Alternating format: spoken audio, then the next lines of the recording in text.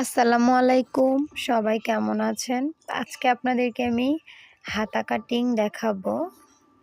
কিভাবে আপনারা খুব সহজ নিয়মে হাতা কাটিং করবেন সেটা দেখাবো। তো এখানে হচ্ছে প্রথমে আমি কাপড়টাকে ২ ভাঁজ করা ছিল, তারপর আরও একটা ভাঁজ করে ৪ ভাঁজ করে নিয়েছি। এখন হচ্ছে আমি এখানে হাতার লম্বাটা নিয়ে নিচ্ছি, ২০ ইঞ্চি পরিমাণ লম্বা নিয়েছি। সাধারণত ১৭ ইঞ্চি লম্বা বা ১৬ ইঞ্চি লম্বা দিলেই হয় 3/4 হাতা। সেক্ষেত্রে আমি একটু লং করে হাতাটা বানাবো, তার জন্য আমি এখানে ২০ ইঞ্চি করে লম্বা করে নিয়েছি।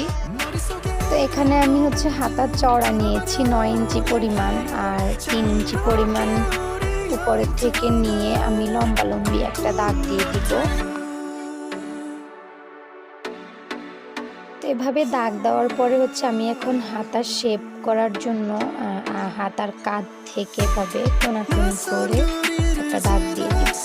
এখন আমি হাতার মুখ নিব হচ্ছে ৫ ইঞ্চি এবং ১ ইঞ্চি এক্সট্রা সেলাইয়ের জন্য নিব। টোটাল ৬ ইঞ্চি নিয়ে আমি হচ্ছে বগলের থেকে ধরে হাতার মোহরি পর্যন্ত একটা দাগ দিয়ে দিব।